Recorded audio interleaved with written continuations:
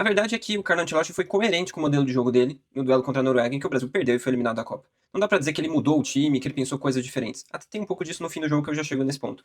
Mas ele seguiu duas lógicas que ele estava seguindo desde o início. Um time mais de transição e menos posse de bola. O Brasil jogou assim até contra o Haiti. E um time que tinha como prioridade o equilíbrio defensivo. Que Brasil, para ganar el Mundial, tiene que ter talento, y lo tenemos, y defender bien. E nesse jogo ele entendia que o Haaland era ameaça. Então o Haaland é muito bom atacando as costas da defesa e ele tinha um medo do Brasil subir a marcação e ele atacar bem as costas. E uma outra coisa é que ele não confia tanto assim na pressão do próprio time. Primeiro que eu acho que ele entende que o Vinícius não é um cara bom pra pressionar, e outra que ele entende que se o Brasil subir muito, principalmente com o Casemiro e com alguns outros jogadores que ele tem, tanto na defesa quanto no meio de campo, ele acha que o Brasil pode ficar muito espaçado em campo, o que aconteceu em alguns jogos também. Então, sem confiar tanto na própria pressão do time dele, ele apostou em recuar e ficar mais no campo de defesa para roubar a bola e contra-atacar. Até já era uma boa jogada assim, que já era um pênalti, outras jogadas, e o Brasil poderia até ter vencido o jogo assim. Porém, o Brasil foi muito passivo enquanto defendia. O PPDA do Brasil, que são passes para alguma ação defensiva, né? Passes que o adversário dá, foi de 15, maior do que de 15. Então, para você ter ideia, o time da Noruega trocava 15 passes até o Brasil criar alguma ação defensiva de tentar roubar a bola ou alguma coisa assim.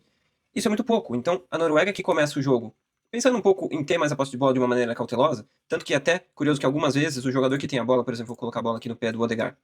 O Odegaard pega a bola e atrás dele tem 5 jogadores, porque ele sabe que a Noruega precisa manter a posse e ela não pode deixar espaço para contra-ataque.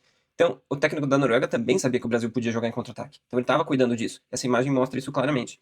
E o jogo foi isso, tanto que o técnico da Noruega troca os pontas que eram mais ofensivos e incisivos por pontas que têm mais posse de bola e mais toque, porque ele sabia que ele ia ficar com a bola, então ele foi mudando o time. E o jogo vai assim até a parada para hidratação a do segundo tempo. Quando o Ancelotti muda o time e coloca um sistema inédito na seleção brasileira. Dá até pra ver nessa pranchetinha dele aí que ele muda o sistema pro 4-3-3. E o que isso interfere no jogo? O Brasil passa a ter o Vini aberto pela esquerda, recompondo na segunda linha, o Endrick aberto na direita, recompondo a segunda linha, e o Neymar de falso 9. A ideia era ter o Neymar para organizar jogadas, o Vini para atacar o lado esquerdo, o Endrick atacar o lado direito, e os volantes para atacarem a área quando o Brasil tiver a bola. Então o Bruno Guimarães, o Danilo, até o Casemiro começaram a passar o Neymar em alguns momentos e atacar o time. Só que isso gerou dois problemas. Um, que o Brasil ficou muito espaçado entre a primeira e a segunda linha, e dois, que o Brasil perdeu o poder de marcação pelo lado do campo com o Vini e com o Endrick. E a jogada do primeiro gol é exatamente o Endrick tentando vir marcar o ponta esquerda da Noruega, não conseguindo, o jogador subindo, cruzando pro Haaland fazer o gol. Então quando o Ancelotti muda a estratégia para tentar ganhar o jogo, colocando mais qualidade em algumas posições e apostando mais num ataque, ele quebra esse equilíbrio defensivo.